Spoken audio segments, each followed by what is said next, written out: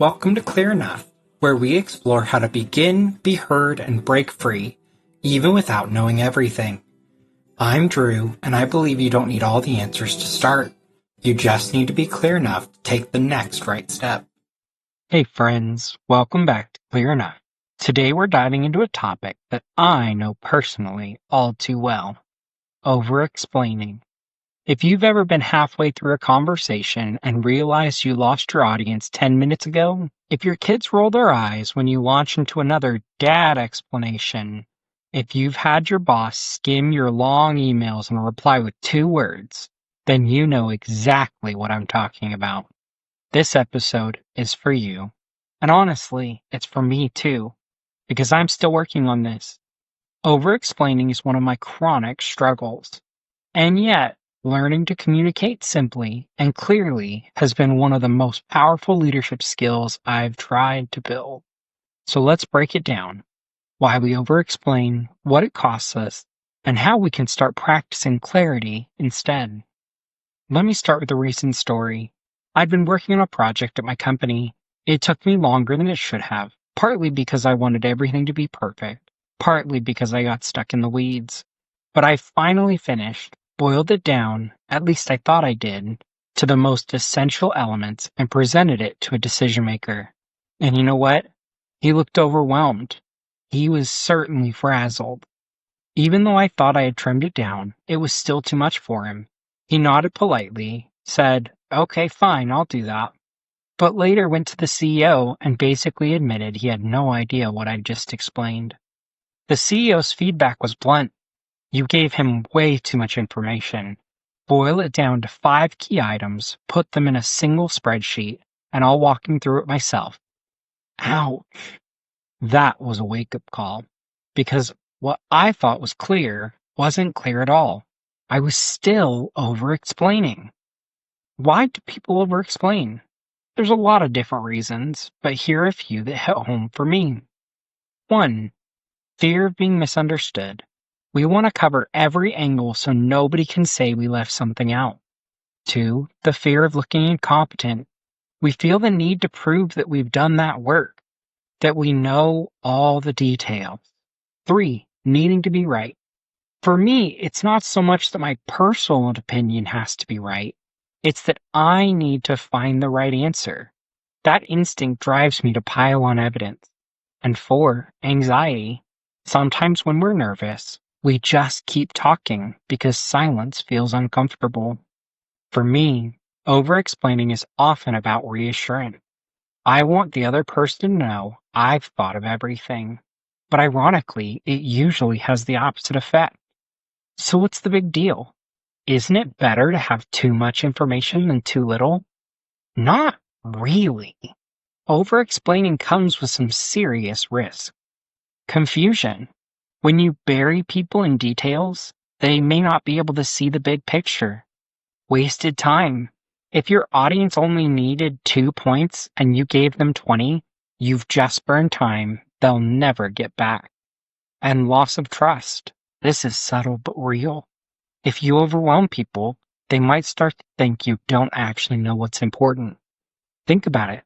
Have you ever had someone explain something so long that you stopped trusting they knew what they were talking about?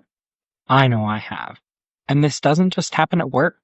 My kids roll their eyes at me all the time because I explain everything in too much detail. Sometimes my wife even warns new friends. "Just so you know, Drew likes to explain everything." It's not malicious. It's not arrogance. It's just my default mode. But I've learned the hard way that too many words can actually put distance between me and the people I love. So learning to scale back isn't just a professional skill, it's a relational one too. Let's dig deeper. Over-explaining often comes from fear. And usually it's one of 2 fears. The fear of being misunderstood. You've done everything, hoping somewhere in the flood the other person will find your meaning. Or the fear of being incompetent. You think, if I share enough details, they'll believe I'm smart. In my case, it's usually both. I want people to trust me. I want them to know they can rely on me. So I overcompensate by giving them everything, every fact, every justification, every step. But the irony, the more I explain, the less trust I build. So, how do we fight the instinct to over-explain? Here are some frameworks that have helped me. First, executive summaries. When I write memos, I force myself to put a 2 or 3 sentence summary at the top. That way, even if they ignore the rest, they get the point. 2, the bottom line up front. Learn from military and consulting circles. Always lead with the conclusion. Don't bury the lead. 3, the 2 sentence email rule. I once had a boss who would literally make fun of me if I sent more than 2 sentences in an email. He trained me to put the most important piece up front. And 4, know your audience. Some people want details, others don't. Tailor the length to the listener. These aren't easy habits for me. They take practice, but they've saved me from burying people under mountains of unnecessary detail. Think about people you know who are great communicators. For me, one example was a CEO I worked for with a few companies ago. He was quick, sharp, and incredibly direct. If I sent him a long explanation, he'd come back with 2 words. Go ahead, or please don't. It used to frustrate me to no end because I wanted more context. But I realized his clarity allowed me to move fast. The downside, though, was that other people sometimes felt lost. They needed more than a yes or no. They needed to understand the reasoning. So here's the lesson. Clarity isn't just about being short. It's about being clear for your audience. Some people need detail. Others need brevity. You have to know the difference. At the end of the day, clarity beats volume. You may be able to explain something for an hour, but if nobody understands or listens, you haven't influenced anyone. If you can speak for 2 minutes with clarity, then people will remember, trust you, and act on what you said. That doesn't mean fewer words are always better. It means the right words are better. Words tailored to the audience, words that land. That's the heart of being clear enough. Not perfect, not exhaustive, just clear enough for the person in front of you. Journal prompt number 1. Let me pause here and ask you, where in your life do you tend to over-explain? At work? With your spouse? With your kids? And when you catch yourself doing it, ask, what fear is driving me right now? Is it the fear of being misunderstood or the fear of being incompetent? Naming the fear is the first step to breaking the habit. Just today, I wrote an email that took me 15 minutes for 4 sentences. Why? Because I was afraid. I was about 85% sure of my position, but I couldn't be 100%. So I wrote the email, deleted it, rewrote it, reread it 6 times, finally sent it. And the response I got back? Short, dismissive, not even close to the level of care I had poured into it. It crushed me for about 5 minutes, but then I realized this is exactly the pattern I'm trying to grow out of. Clarity isn't about writing the perfect email. It's about writing the necessary email, the one that moves the ball forward. Here's another angle. Over-explaining can be a form of self-protection. If I dump all the details on you, I can't be blamed for leaving something out. If I give you the entire history, nobody can accuse me of skipping context. But here's the rub. That protection could cost me credibility. People don't want a flood of context, they want clarity. So ironically, the very thing we use to protect ourselves often sabotages the trust we want to build. Here's the tricky thing. Sometimes we overcorrect.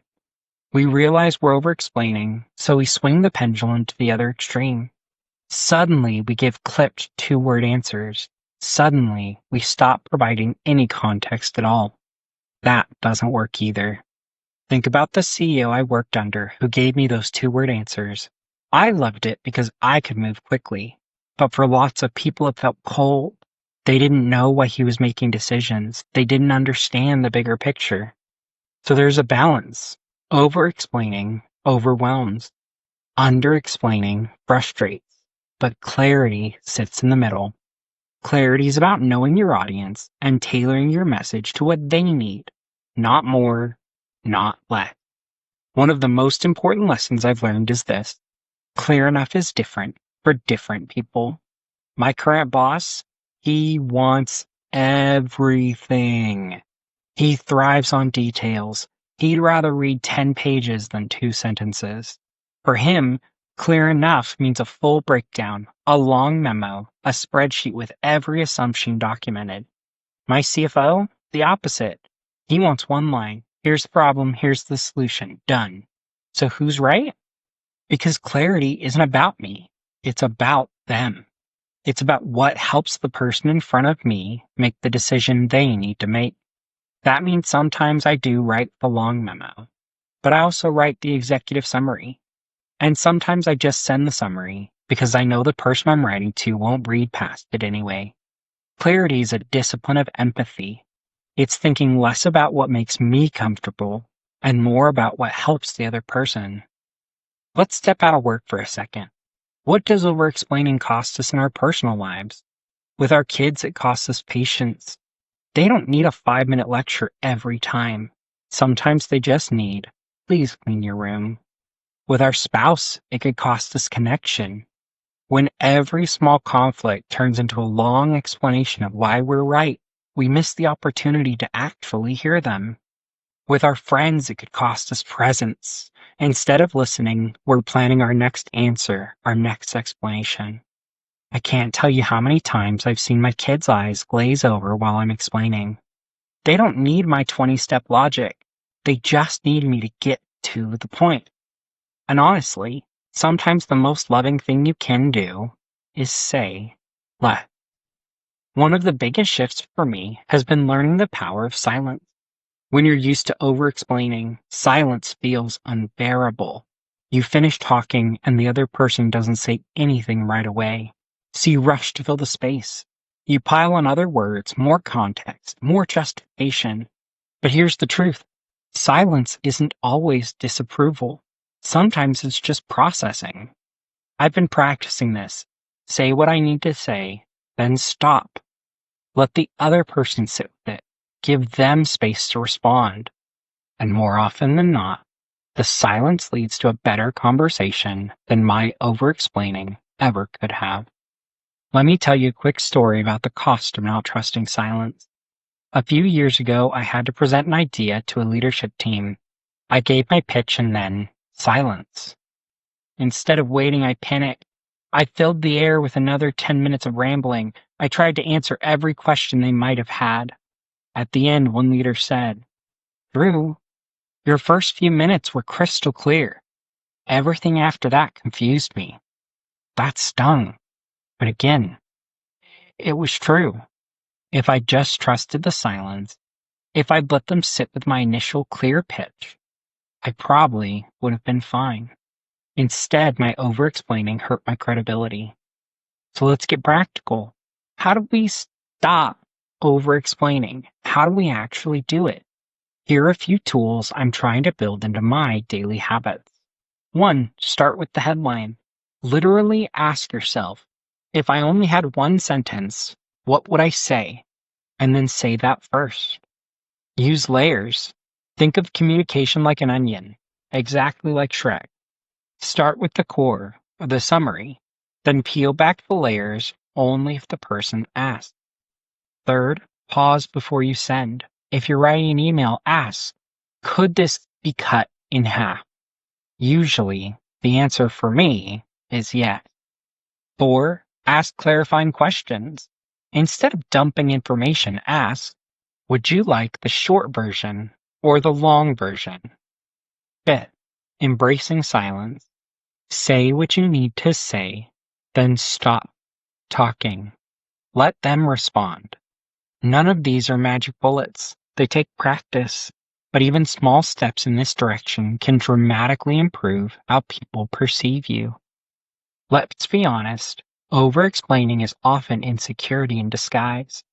When I say, I did this and this and this because I didn't want you to think I forgot about that. What I'm really saying is, I'm insecure about whether you think I'm competent.